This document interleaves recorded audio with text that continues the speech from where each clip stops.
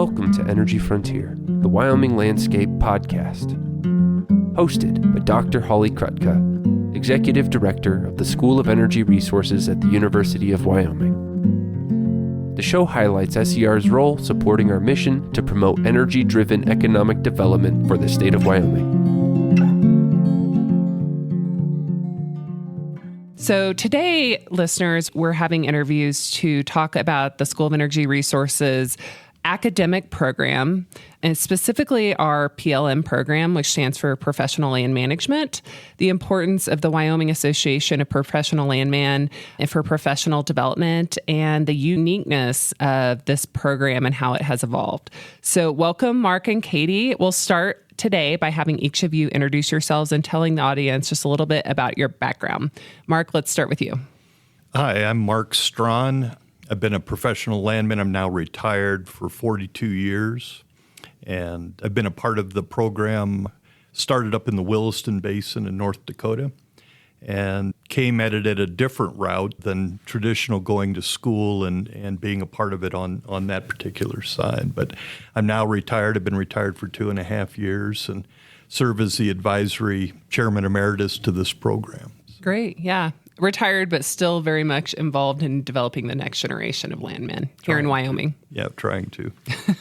And Katie, how about you? Hi, I'm Katie Schwieger, and I am a Wyoming native. I grew up in Casper, Wyoming, and I went to Casper College where I earned my business administration degree. Once I finished that degree, I wasn't really sure what I wanted to do, but I knew that I wanted to have a career in energy and in the industry. And so I heard of the PLM program from a family friend and thought it sounded like a really good fit for me with my business background. I enrolled and graduated from the Energy Resource Management and Development program at the School of Energy Resources with a concentration in professional land management in 2017. After that, I started working for an independent contractor company doing subsurface and mineral leasing for Chesapeake exploration. So I did a lot of due diligence, title, and lease acquisitions there. And then once Continental acquired Chesapeake, I did some service work for Continental, doing the service negotiations for SUAs, right-of-ways, easements, that kind of thing. And recently I started working for a non-op company. So I'm kind of learning some new things and seeing stuff from a different perspective of the industry. Great. That was a great background, Katie. Marc, you got into this profession a little bit differently. Do you want to elaborate any more on that? Yeah, I was a pre-law student at Montana State University in my second semester of my senior year, and I worked full-time as a abstractor for a title company in Montana, and got interviewed by a large company, brokerage company in North Dakota, and made me one of those stupid offers that can happen. You can make really good money in this profession, and I dropped out of college in my second semester, my senior year, and went to work in the oil fields. And I basically came up by way of apprenticeship. And so they took you out and trained you up and did that. And I've been an independent landman. There's two classifications. There's company landmen and independent landmen. I've been an independent landman for my full 42-year professional career. So it's a different way to do it, and it has limitations and advantages from both sides. But it's worked for me in this particular venue for what we did. Great. So, and Marc, we'll start with you again. Please tell us more about what a landman is and how it fits into the overall energy sector. Sure. When I have new hires that work for me, I always explain it that landmen are basically the eyes and ears of the companies that you're working for. Our clients, if you will, are oil, gas, mining companies. And so we don't traditionally work for the individual landowners. We work on behalf of those. So the oil companies or the mining companies or whatever the substance, can be a gravel mine or anything, come up with a concept of something that they want to look at and explore, develop, and then they retain local talent to do that field work, the research of the title, who owns what lands, the acquisition of the properties, the get everything ready to the point of mining. And then we do a lot of the post-mining stuff that Katie was talking about, where we'll do pipeline work and road right-of-way easements and post-production types of things. So we're kind of the the interface between the landowners, the ranchers, the people that own the property, and the companies that we're actually working for. Great. Thank you. So, Katie, I'm always interested to meet women who are working in traditionally male fields, especially energy, kindred spirits. I've spent a lot of my career being the only woman in the room. Having said that, our PLM program here at the School of Energy Resources, I believe we have one of the highest, it's still not even, but we have one of the highest female student ratios in the country. So for young women considering this profession, and really for anyone considering it, talk about what has your experience been like, and what do you think are opportunities for women in the field?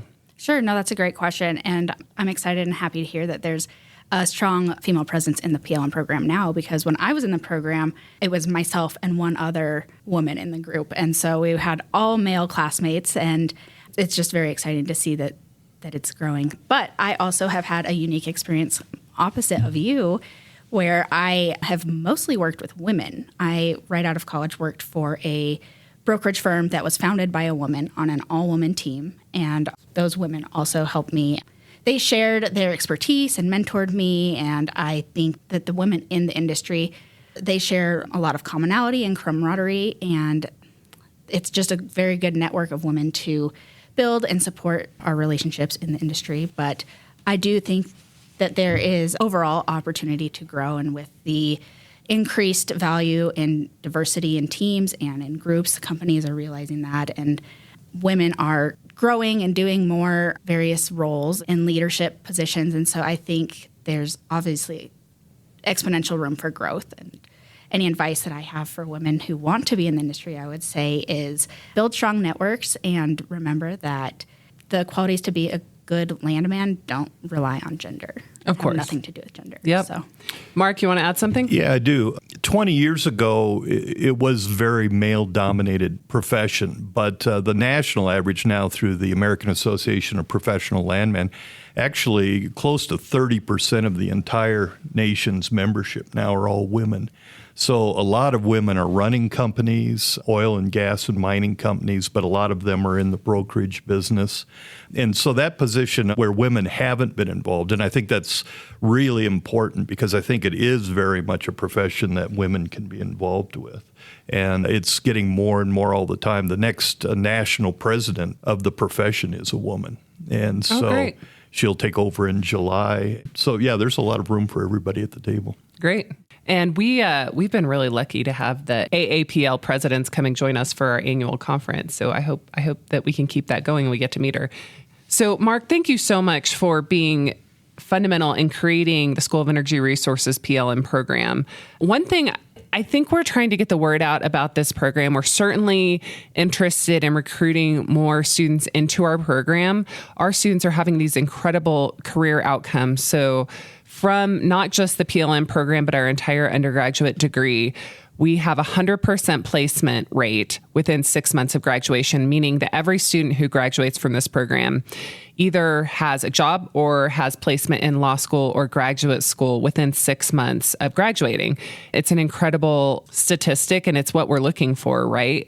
One of the reasons this is happening is because of industry demand. And our students, particularly from the PLM program, are getting really high-paying jobs. One of the highest-paying jobs as a first job after their undergraduate degree. I think last year, either every student that graduated from PLM or almost every student started in six figures, which I was very jealous of because I had a PhD in chemical engineering and certainly did not get that, but although it was quite a while ago. So, Marc, can you talk about if you have anything to add on the outcomes for students and how has this program evolved? How did it start? And what are your hopes for the program in the future? Yeah, originally, and it's really interesting because the first discussions about creation of this program were at this table in this office with Dr. Roth. And he came to us when I was state president of the Wyoming Association and said that they were going to restart a PLM program. And it's important to understand there's only about 13 PLM programs in all of North America, which includes Canada. And so, this isn't a profession that you could go and take an accounting degree and do something along that particular line. And we wanted to create a program that was different than most of the other schools. And we have. This program here at the University of Wyoming is extraordinary in several ways. One of them is that most of the big schools, if you go to like in Oklahoma or whatever, you start with a finance degree. And then you do 2 years of post-PLM. So it's almost like an energy master's to a finance degree. What we wanted was to take back to the beginning, the nuts and bolts. And so we created a 4-year program that basically taught all avenues of energy development. So it has a very high concentration in law. It has a very high concentration in geology and geophysics. And that's the nice thing about being a landman. You're trained in so many different ways that if you find out 2, 3, 5 years down the road that that's not quite what you want to do, you're already previously trained in so many other occupations that it's very easy to find another job. I'm so glad you hit that, because that's something that we try to sell to students, is that this degree is very broad-based. Mm-hmm. And you do take classes from all over UW, all the colleges. So you're going to have classes in the College of Business, the College of Engineering and Physical Sciences. I'm going to ask each of you, what would you say to a parent or a prospective student looking at degrees? What kind of person should look further into this one? Because landman isn't a profession that everyone's heard of. So is there a certain skill set or something you might look for in a prospective student and say, you really should look into this program? I can kind of field that one first. So when I got my business degree, like I said earlier, I didn't know what I wanted to do. And so I knew energy would be a lucrative option for me. And I learned of the program, and I think it fit really well because I have a good business background. I was business minded, but at the same time, I think the land professional, it's such a variety of things that you can do. And so you don't feel pigeonholed. You're always learning. And I think the profession fits a lot of different personality types. I'm more of a person who is not as outgoing and as social as a lot of people. And there's room for landmen who like to sit in a courthouse and run title. And then there's also landmen who like to go out and negotiate and meet with landowners, and they like to do more of the social aspects of land work. And so I think it can really be a career path that can really fit any personality type and in like broad skills that people have. We're going to dispel the myth that it requires extreme extroverts. Sure. Yeah. Okay, great. Marc, do you have anything to add? Yeah, and actually in our family, this parallel that Katie's talking about is there. My wife is also a nationally ranked certified professional landman, which is rare. You usually don't have husbands and wives that are both in the same profession. She's the total polar opposite of me. I mean, she is reclusive. She prefers the heavy research. She wants to work, in that type of thing. She wants to be left alone, doesn't want to have to negotiate with people. And that's the nice thing about this profession is it fits all different types of personalities.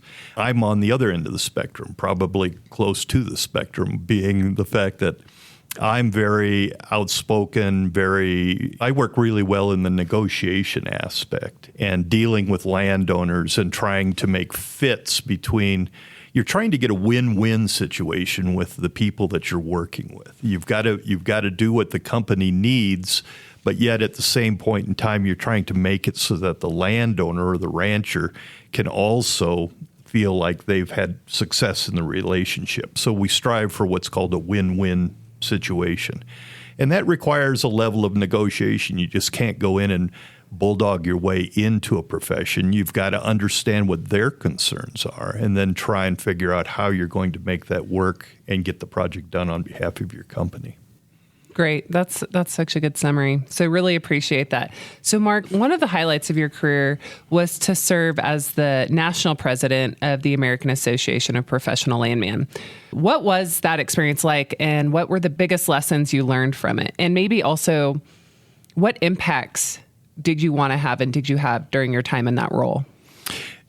Yeah, let's take it back just a little bit on history side. The AAPL, or the American Association of Professional Landmen, is the national organization of our profession. When I was president in 2015-16, we had close to 22,000 members across the country. And think of it as the same thing if you are a high-end professional in any other. If you're an accountant, you're a CPA. If you're a lawyer, you're part of the American Bar Association. If you're a doctor, part of the American Medical Association. AAPL is the association that deals with landmen and energy professionals throughout the country. And so, yeah, I was unique in the sense, again, as I said earlier, I didn't finish my college degree. This is very rare to have somebody advance that far. I was the first person from Wyoming that's ever been a national president. Don't have a college degree. So I brought to the table a totally different perspective. A lot of the prior presidents and current presidents, which are excellent people, came from the corporate background. And so, they had what we refer to as a corporate mentality. But you have the two different levels when you're in this profession. You can be an independent contractor and work for yourself. You want to live and stay and work in the energy business in Wyoming. That's an avenue that you want to explore because there are no corporate offices in the state of Wyoming for energy development. You'd have to go to Houston or Denver or Oklahoma City.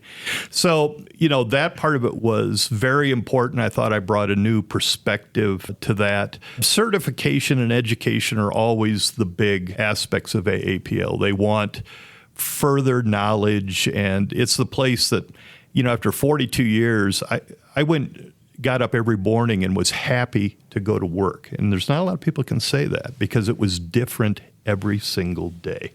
And the circumstances were different in doing all that type of thing. The number one thing I learned, though, as a national president, and it was taught to me by the president that was before me, he took me aside and he said, you got to remember one thing, is that most decisions at the national level will be made on a 51-49% determination. So it's just like, think of it with Republicans and Democrats out there today. You've got two different sides, but the point is, as president, you're representing 100%. So you have to be, it may not be exactly what you need or what you think needs to be done, but you're looking at the health and the longevity of the entire profession. That's really well said, and a good point. Sometimes we delve into leadership topics, and one of our biggest focuses is, in good leadership, it's not about you. Right. And that sounds like very much that was part of your mentality when you were serving in that role. So, Katie, you're also involved in AAPL. What would you say are the benefits of being part of that association, and would you recommend it to others? Sure, yes. You AAPL have to because he's sitting here. Yeah. No, the AAPL is a fantastic resource for all landmen. I definitely recommend it for anyone. They provide incredible education resources online, in person, so you can go and earn certificates. You can do continuing education. You can do all sorts of things that fit your schedule online, but you can also do the in-person meetings and education events where you can build your network while learning and getting your continuing education credits. But mainly the networking at those in-person events is incredible, and building your network is so important being a landman. And the other thing for students, I've been really impressed by both AAPL and WAPL, which is the Wyoming Association, offering support for students in the forms of scholarships. The application process isn't overly onerous, so students definitely have opportunities to support their education through investment from this association. And I've also been really impressed at the level of engagement. So we were all here this week for the Rocky Mountain Professional Landman Conference, which we are doing every year. Our students have been extremely adamant they want to do it every year, and our advisory board has also supported them. So it's one of the 4 to 6 conferences being run by the School of Energy Resources each year. And I would really encourage folks to attend. And we do offer that free of charge. But the fact that year after year we are able to get the president of the association and so many industry professionals to come, I think has been really valuable, but also demonstrates the commitment of the industry to investing in the future generation. So we had that conference yesterday, and I'd be interested as advisory board members and graduate of our program. What are your goals for the conference? What should we do in the future? Maybe give a summary of what we just went through, but then looking forward, what can we expect to hear in the future? I'll take that one to start with, I guess. I think it's very, very important to be done annually. And I know Holly has thought maybe every other year would be maybe better, but I think it needs to be done annually. And my reasoning is that it is a perfect platform for advancing knowledge in specific fields. If you've read the paper here recently, you've got the new nuclear projects that are going on in Kemmer, and you've got a big advancement in the state of Wyoming in uranium and all those types of things. So the topics are very on point, but it also brings into those conferences the professionals that are hiring people for that type of work. So it's an immediate thing on that particular side. But it's also a good way for students to interact and network and also see how everything's going. And they said yesterday, I think we had a little over 150 people at yesterday's conference. Last year we had 111. So you're seeing growth by that side, and it's a great way to advertise and promote the school and what it can do. I agree. We are growing, and if you'll notice, we've had to have consecutively larger rooms each year. I think we're getting to capacity in terms of we could switch across the street to the Gateway Center and then have a bigger room. But it is the other thing that I noticed yesterday is attendance. Folks really stuck around the whole day. So that tells you that there's interest and it's growing. And I am committed to continuing to do that every year until those things change. And then if we see declining attendance or people leaving after lunch, then we might revisit. But for now, we're all in. So Katie, anything you want to add? No, I think Marc had a great answer. And I just want to reiterate that the speakers we had were all fantastic. They definitely showcased their expertise in their fields. And I think the speakers and the topics that were discussed in yesterday's conference were broad, and that it really highlighted the broad capacity of a Landman in terms of oil and gas and also in renewables, and how the skills can be translated into pretty much anything, doing road work or right-of-ways, anything to do with land. Really, a Landman has a role. Yeah, for sure. It also allows you to specialize. So let's just say all of a sudden, there's a negative connotation to the energy industry, being that it's all carbon and that carbon's bad, and and whatever your position on that is fine. But you can get into the profession and specialize solely in, say, wind generation or solar or biomass projects. Now uranium is coming back in Wyoming. Very few people realize that Wyoming is one of the largest states in the country for mining of uranium. And so there are all types of work and occupations that can go there. So you can be as broad scope as you want and do all aspects of it, or you can end up buying right-of-ways for pipelines or, something else and be really focused on the other side of it. So it's another great profession where you're not, I'd have probably shot myself if I had to sit and, fill out the same form for 40 years of my life and do the same repetitive job. This gives you the opportunity to take it wherever you want to take it and as far as you want to take it, and you get to be as good and you're compensated well for what it is that you can do. Right. And I think yesterday at the conference really highlighted that. So Senator Bo Beitman, he's up in Sheridan, he led our panel on communication, which even as an engineer, I thought was very valuable.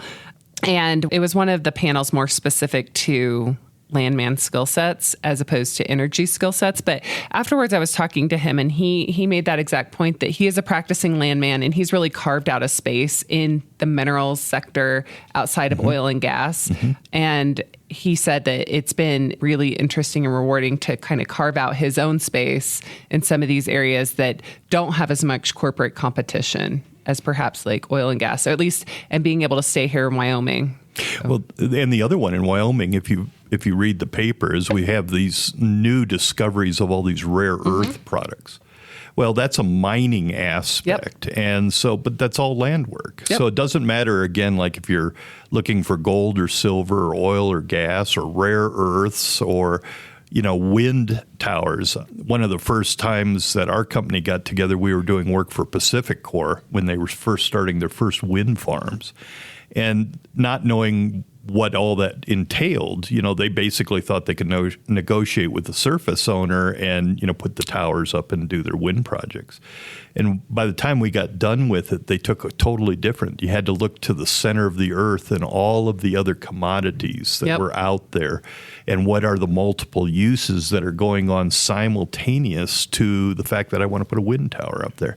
So it's really fascinating. And if you're into research or genealogy, all title in the country starts with the federal government, and then it moves down through the chains. It's like building a big giant family tree, and you got to find every single person who owns every single instance.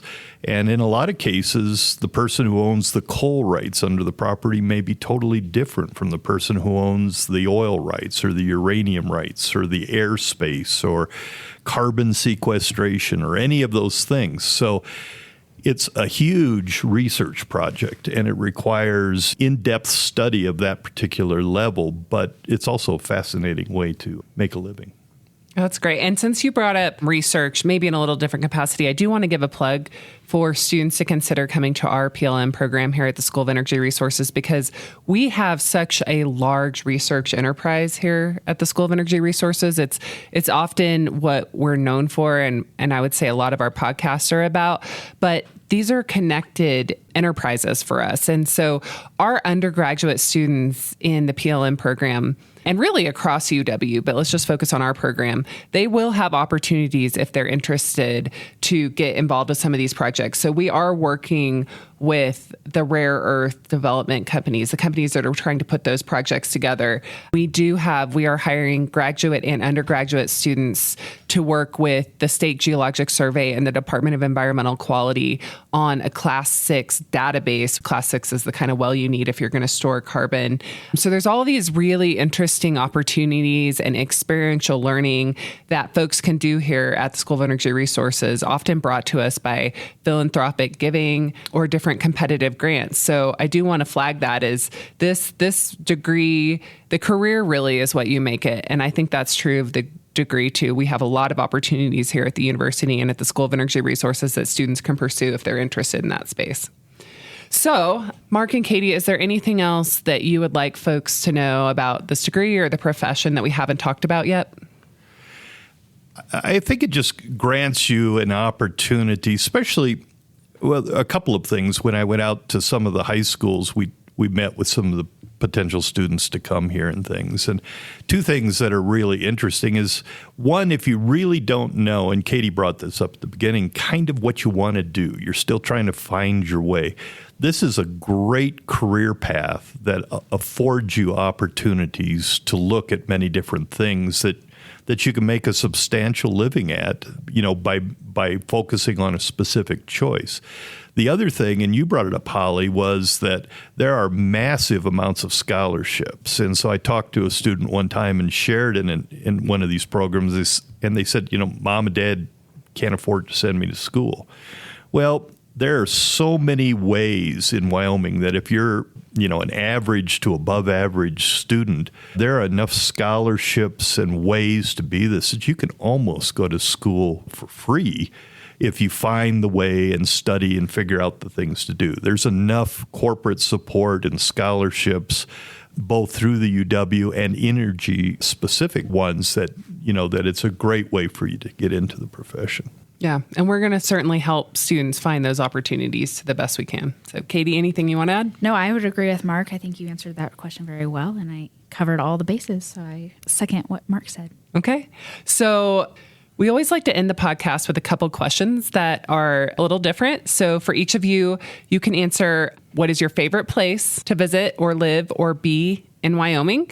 Or what's one thing you'd like our listeners to know about you? So Katie, let's start with you. Sure. Like I said, I'm a Wyomingite and I love the outdoors. So anytime I can be outside, I am going to take full advantage of that. So I love hiking, kayaking, fishing, camping, any of that. And I would say my most favorite place in Wyoming to do those activities would be at the Sierra Madres down in southern Wyoming.